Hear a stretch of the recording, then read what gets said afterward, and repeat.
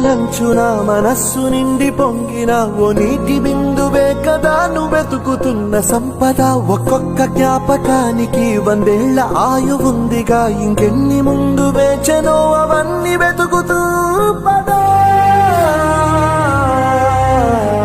మనుష్యులందు నీ కథ మహర్షిలాగా సాగదా, మనుష్యులందు నీ కథ మహర్షిలాగా సాగదా.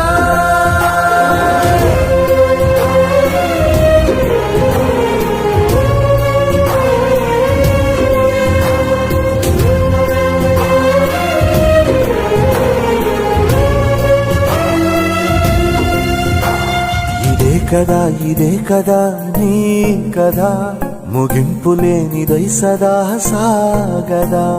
ఇదే కదా నీ